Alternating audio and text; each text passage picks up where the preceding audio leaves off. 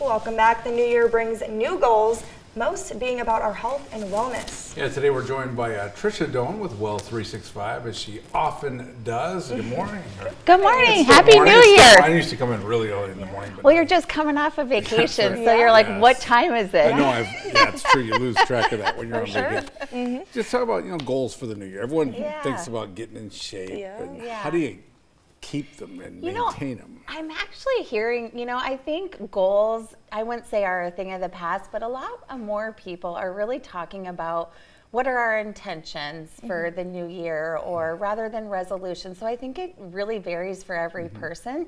Some people are picking their words of the year. Some people are picking their Bible verses of the year. And so I think it's just really transformed into some are setting goals, some are setting resolutions, some are setting words. But at the end of the day, I think it's just a good time to reflect on, what was 2023 like, and what do you want to see out of 2024?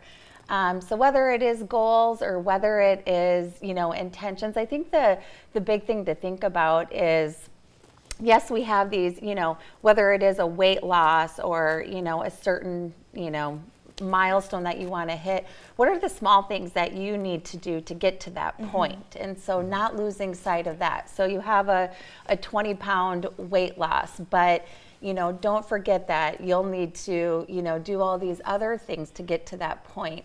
And I think that's how it sustains that motivation, because if you don't see those changes happen as quickly as you want to, that's when a lot of times people drop off, right? And they lose sight of what their goal is. So not forgetting that, okay, the water intake or the changes in moving your body, sleep, all of those things need to take place for you to hit that end goal or intention that you have. And a lot of times it's kind of hard for people to maybe stick with such drastic goals. So how important is it to keep goals that are maintainable and that you can kind of stick with maybe the whole year? Yeah, I think it's good to remember that if you're not making changes, the small changes in between, it's going to be harder for you to achieve that bigger goal. So again, taking things back to being simple. So right now, if one of your goals is to, exercise more. Well, if you're not doing any exercise now, having a goal of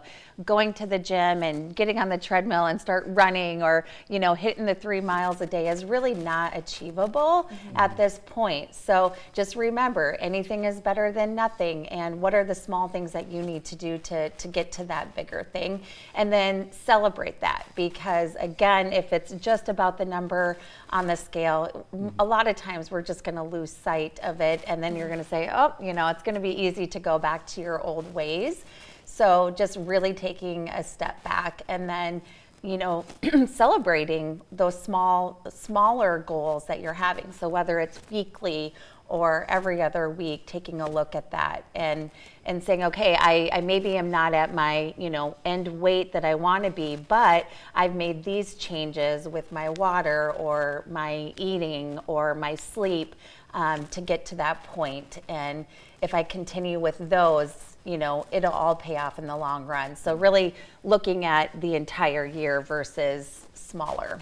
You're on a lot making healthy snacks. Like people always want to say they want to eat better. How do you do that? I mean, what should you eliminate? I mean, how do you do that? I think it's different for every person, but I think what you need to do is set yourself up for success, right? So if for you, certain snacks or things in your pantry or refrigerator are triggers for you to overindulge, one thing is stop buying them, so just limiting that and setting yourself up. So again, if you're going to have those temptations in the house, kind of the out of sight, out of mind. I don't know that just completely depriving yourself of those things that you love or setting yourself up, for success. So really just taking a step back and doing small changes along the way. So maybe it's, swapping out an ingredient for a healthier recipe, or, just looking at your portion sizes. But again, not the all or none mentality, and really just looking at, are these things that are making me feel good about myself, and looking at your overall health as, how does this make me feel is gonna help you. And it's gonna be different for you, Thor, than it's gonna be for me. And so, you know, getting on some of those fad diets or some of those things that we'll be hearing a lot about, really they're exactly what they are. They're fads, you know, so we're looking more at a lifestyle.